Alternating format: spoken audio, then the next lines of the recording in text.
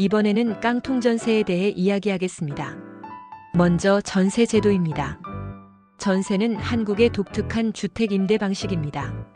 세입자가 집주인에게 큰 금액의 보증금을 맡기고 매달 월세를 내지 않고 집을 사용합니다.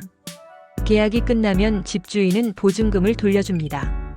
깡통전세란 집값이 세입자가 맡긴 보증금보다 낮아진 상황을 말합니다. 예를 들어 집값이 2억 원이고 전세 보증금이 1억 8천만 원인 경우를 생각해 봅시다. 집값이 하락해 1억 5천만 원이 되면 집을 팔아도 보증금을 다 돌려줄 수 없습니다. 깡통전세가 발생하는 이유는 다음과 같습니다. 부동산 시장 침체로 주택 가격이 내려가거나 전세 가율이 지나치게 높거나 집주인의 재정 문제, 즉 대출 과다, 파산 등으로 보증금을 돌려줄 능력이 없어질 경우 등입니다. 깡통전세 피해를 막기 위한 방법은 다음과 같습니다. 전세 계약 전 집값과 전세 가율 확인하기, 등기부등본 확인으로 집에 대출이 얼마나 있는지 확인하기, 전세 보증금 반환 보증 보험 가입하기 등입니다.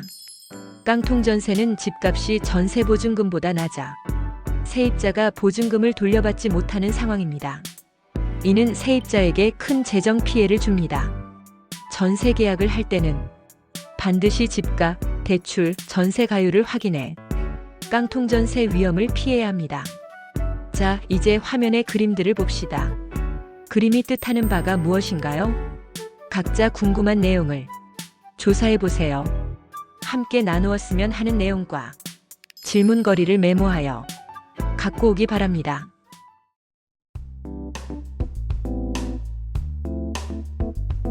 이번에는 젠트리피케이션과 개토화에 대해 이야기하겠습니다. 먼저 젠트리피케이션입니다. 젠트리피케이션은 낙후된 지역이 재개발되거나 환경이 개선되어 중산층 이상 사람들이 들어오고 임대료가 올라가는 현상입니다. 이 과정에서 원래 살던 저소득층 주민과 소상공인이 밀려나게 됩니다.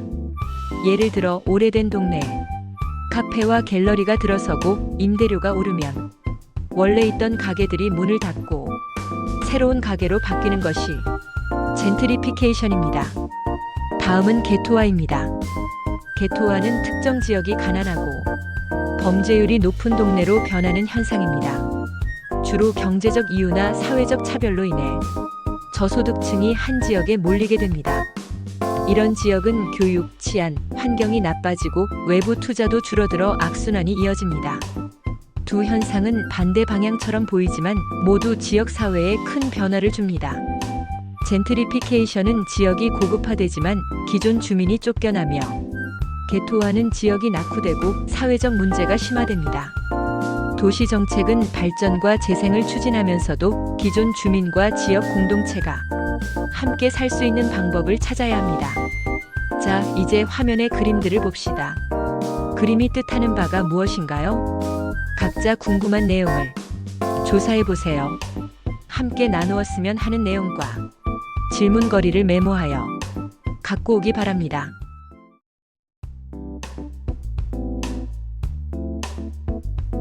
이번에는 과거 소장료와 오늘날 대출금리의 유사성, 금리 향방에 따른 거품 붕괴에 대해 이야기하겠습니다. 먼저 과거 소장료입니다. 옛날 농업사회에서 땅을 가진 지주와 땅을 빌려 농사짓는 소작인이 있었습니다. 소작인은 땅을 빌려 농사를 짓고 수확물의 일부를 지주에게 소장료로 냈습니다. 소장료가 너무 높으면 소작인은 생활이 어려워졌습니다. 오늘날의 대출금리는 이 소장료와 비슷한 역할을 합니다. 집을 사기 위해 대출을 받은 사람은 매달 은행에 이자를 냅니다. 이자가 너무 높으면 생활비가 줄어들고 빚을 갚기 어려워집니다. 다음은 금리 향방과 거품 붕괴입니다. 금리가 낮을 때는 대출이 쉬워지고 많은 사람이 빚을 내서 집이나 자산을 삽니다. 이렇게 수요가 늘어나면 자산 가격이 오르고 때로는 거품이 생깁니다. 하지만 금리가 오르면 상황이 바뀝니다. 대출 이자가 늘어나면서 빚을 감당하기 어려운 사람이 많아집니다. 그 결과 자산을 팔려는 사람이 늘어나고 가격이 급락하며 거품이 꺼집니다. 과거 소장료와 오늘날 대출금리는 시대는 달라도 사람들의 경제 생활에 비슷한 영향을 줍니다. 금리 변화를 이해하면 거품 위험을 미리 대비할 수 있습니다. 자, 이제 화면의 그림들을 봅시다. 그림이 뜻하는 바가 무엇인가요? 각자 궁금한 내용을 조사해 보세요. 함께 나누었으면 하는 내용과 질문거리를 메모하여 갖고 오기 바랍니다.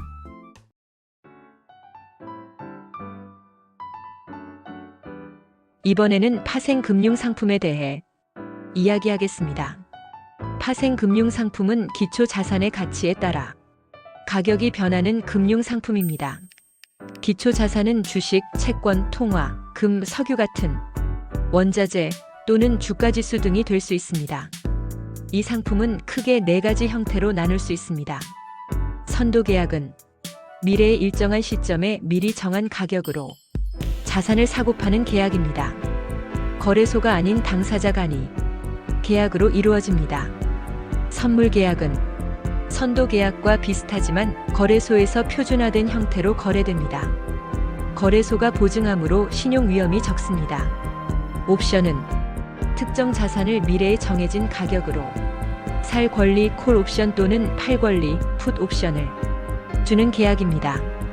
권리이기 때문에 원하면 실행하지 않을 수도 있습니다. 스왑은 서로 다른 현금 흐름을 교환하는 계약입니다. 예를 들어 고정금리 이자와 변동금리 이자를 맞바꾸는 금리 스왑이 있습니다. 파생금융상품의 주요 사용 목적은 다음과 같습니다. 위험 회피, 즉 가격 변동 위험을 줄이기 위해 사용. 투기, 즉 가격 변화를 이용해 수익을 얻기 위해 사용. 차익거래, 즉 시장 간 가격 차이를 이용해 무위험 수익을 얻기 위해 사용. 하지만 파생상품은 구조가 복잡하고 잘못 사용하면 큰 손실을 볼 수 있습니다. 그래서 충분한 이해와 위험 관리가 필요합니다. 자, 이제 화면의 그림들을 봅시다. 그림이 뜻하는 바가 무엇인가요?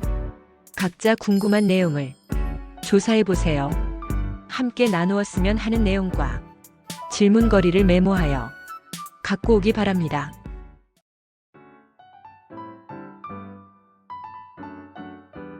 이번에는 파생상품 내장 금융상품에 대해 이야기하겠습니다. 파생상품 내장 금융상품이란 기본적인 금융상품 안에 파생상품이 결합된 형태를 말합니다. 즉, 예금, 채권, 펀드 같은 전통적인 상품에 옵션이나 선물 같은 파생상품이 들어있는 것입니다. 이런 상품의 목적은 투자자에게 추가적인 수익 기회를 주거나 위험을 줄이는 것입니다. 하지만 구조가 복잡해 투자자가 내용을 잘 이해해야 합니다. 대표적인 예를 들어보겠습니다. ELS, 즉 주가연계증권. ELS는 주식이나 주가지수의 움직임에 따라 수익이 결정됩니다. 예를 들어 일정 기간 동안 주가지수가 일정 범위 안에 있으면 약속한 수익을 주고 범위를 벗어나면 원금 손실이 발생할 수 있습니다. DLS, 즉 파생결합증권. DLS는 주가지수가 아닌 금리, 원자재, 환율 등 다른 자산의 가격 변화에 따라 수익이 결정됩니다. ELT, 즉 주가연계신탁. 은행 신탁 형태로 판매되며 주가지수나 주식의 가격 변동에 연계된 수익 구조를 가집니다. 이들 상품의 장점은 예금이나 채권보다 높은 수익률을 기대할 수 있음, 다양한 자산에 투자 가능. 이지만 단점도 있습니다. 구조가 복잡해 이해하기 어려움, 원금 손실 가능성 있음, 유동성이 낮을 수 있음 등입니다. 파생상품 내장 금융상품은 전통적 금융상품에 파생상품이 결합되어 수익 기회를 늘릴 수 있지만 위험과 복잡성도 함께 커집니다. 투자자는 상품 구조와 위험 요소를 충분히 이해한 후 투자해야 합니다. 자, 이제 화면의 그림들을 봅시다. 그림이 뜻하는 바가 무엇인가요? 각자 궁금한 내용을 조사해 보세요. 함께 나누었으면 하는 내용과 질문거리를 메모하여 갖고 오기 바랍니다.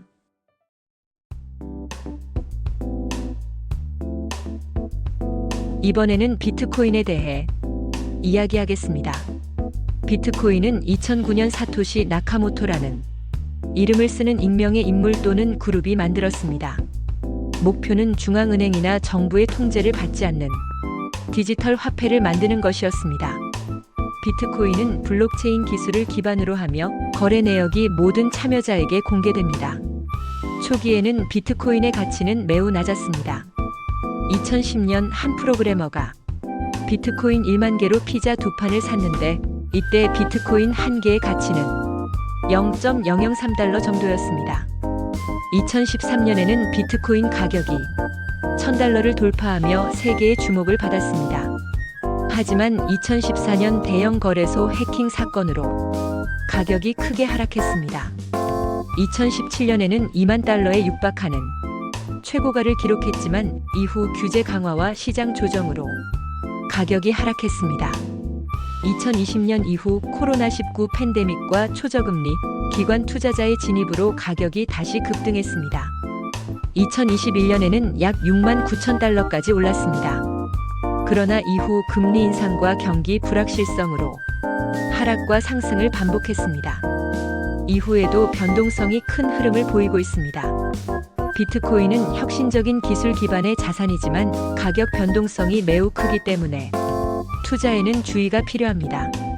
자, 이제 화면의 그림들을 봅시다. 그림이 뜻하는 바가 무엇인가요? 각자 궁금한 내용을 조사해보세요. 함께 나누었으면 하는 내용과 질문거리를 메모하여 갖고 오기 바랍니다.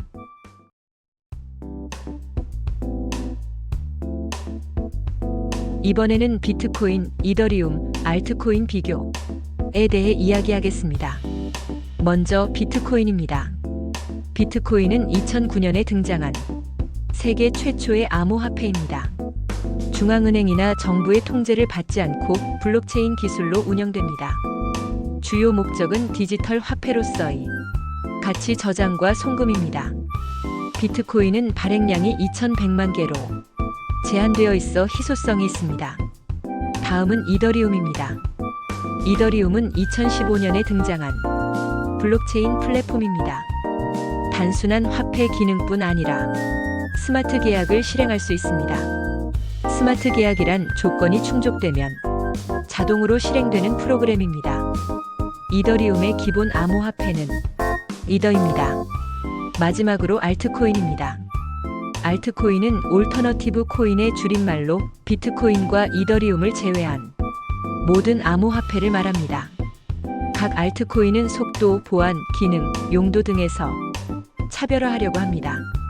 암호화폐 투자를 고려할 때는 각 코인의 목적, 기술, 시장 위치를 이해하는 것이 중요합니다. 자, 이제 화면의 그림들을 봅시다. 그림이 뜻하는 바가 무엇인가요? 각자 궁금한 내용을 조사해보세요. 함께 나누었으면 하는 내용과 질문거리를 메모하여 갖고 오기 바랍니다.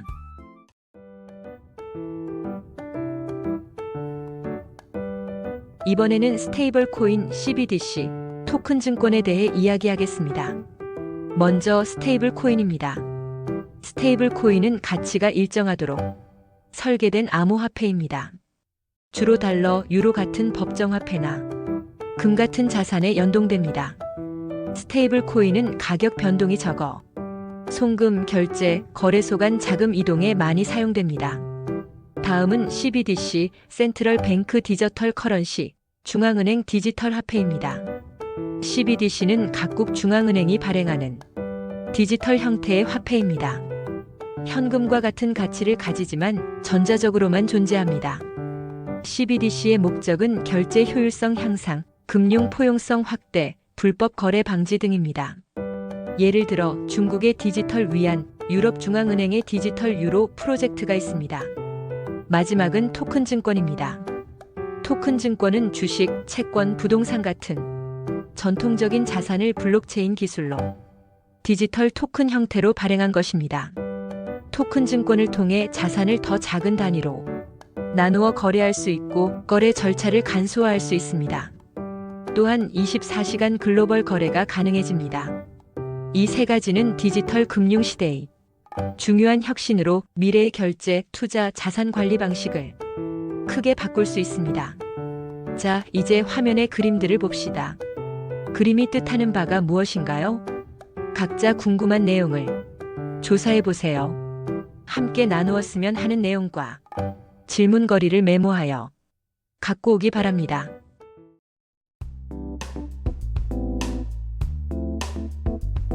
이번에는 일반인들의 사회생활 속의 금융에 대해 이야기하겠습니다. 금융은 우리 일상생활이 많은 부분에 연결되어 있습니다. 우리는 금융 활동을 매일 하고 있습니다. 첫째, 돈을 벌 때입니다.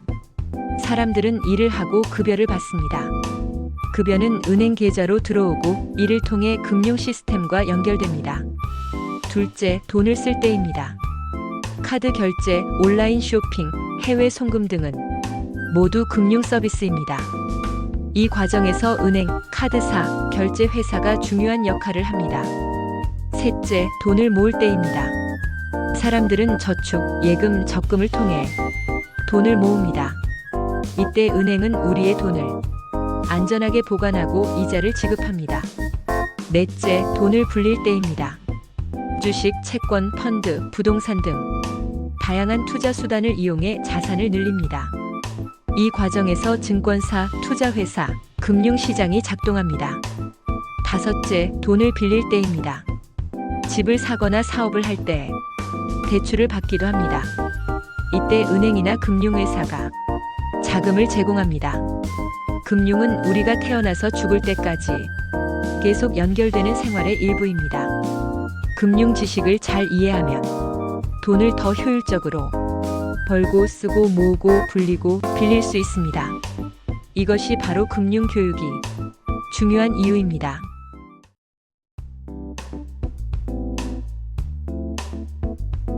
이번에는 연금에 대해 이야기하겠습니다. 먼저 연금의 3층 구조입니다.